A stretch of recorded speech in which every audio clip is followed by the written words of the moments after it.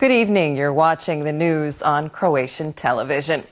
Croatia's foreign ministry has protested to the Serbian embassy in Zagreb over remarks made by Serbia's deputy prime minister and foreign minister. Ivica Dačić spoke on Thursday at the opening of an exhibit about the World War II concentration camp Jasenovac at the UN headquarters in New York. Croatian officials accused Serbia of fabricating facts. Parts of the exhibit were removed after Croatia complained to the UN about them. The diplomatic note states that Minister Dačić's remarks indicate Serbia continues to use the victims of Jasenovac in the service of propaganda. The ministry said the lies and insults cast doubt on whether Serbian officials are sincere when they claim to want to build good relations with their neighbor. The State Property Ministry hopes to raise 43 million kuna from the sale of 12 properties. Among the real estate that's been listed is a Zagreb villa that was until recently the residence of former President Stjepan Mesić. The asking price for the property is 6 million kuna. Also up for sale are a former resort in Kostrena near Rijeka with a price tag of 23 million kuna and a large piece of land in Stankovci near Zadar that's been zoned for an airport at a price of 11.5 million kuna.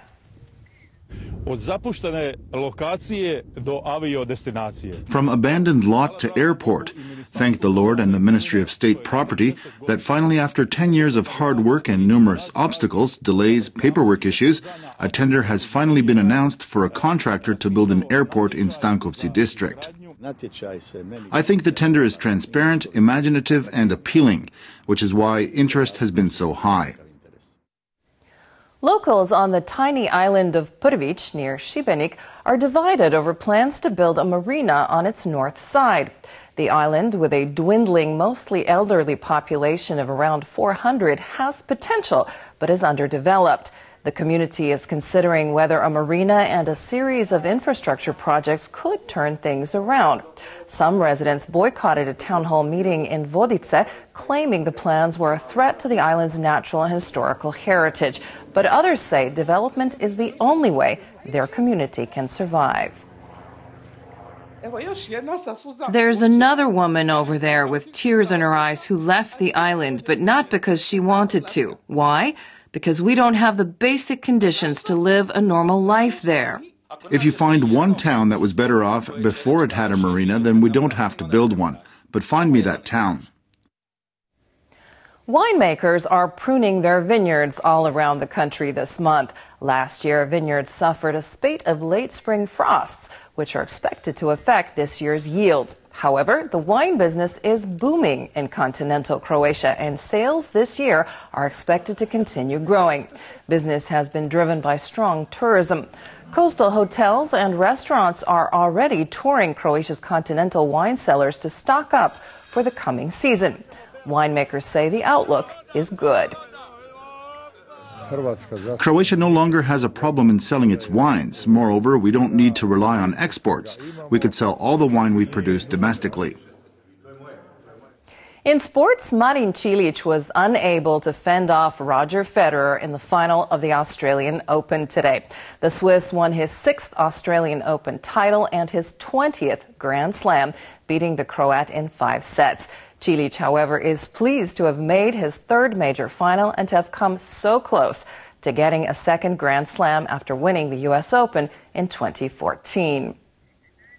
Međugorje residents were glued to their TV sets this afternoon to watch their hometown hero, Marin Cilic, play in Melbourne.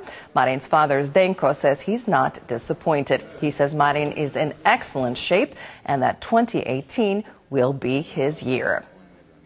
The most important thing is that he's healthy and remains injury-free. Of course, he's never quite satisfied and is always ready to work harder and learn more, so I think he's going to keep improving. Meanwhile, Mate Pavić has won both doubles crowns at the Australian Open in just 24 hours. After taking the men's title with Oliver Marach on Saturday, Pavić and Gabriela Dabrowski beat Rohan Bopana and Timea Bapos to take the mixed doubles trophy. This is the 3rd Grand Slam for the 24-year-old Croat. Football club Hajduk held a membership-raising event in Split's Barutana neighborhood today. The event attracted a large number of new recruits for the club.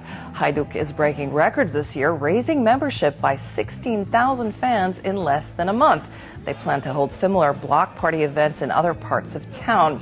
The goal is to get 20,000 new members by the club's birthday in February.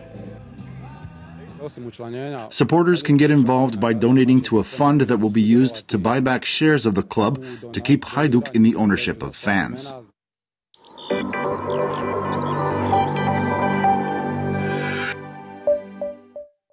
Tomorrow's forecast for the interior calls for low clouds and fog in the morning and partly sunny skies in the afternoon.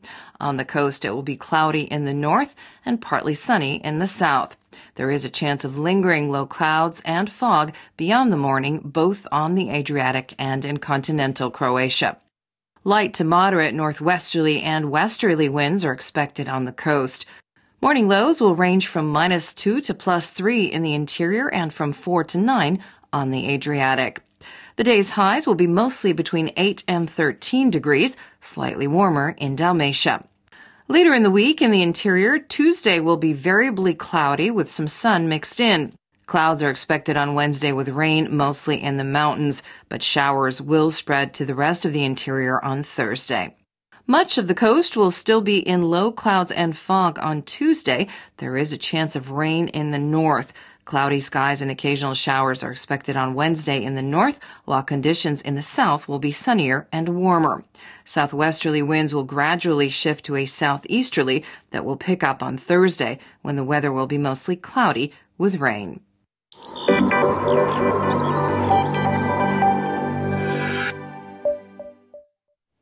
And that brings us to the end of our program. Thanks for joining us. We'll see you again tomorrow.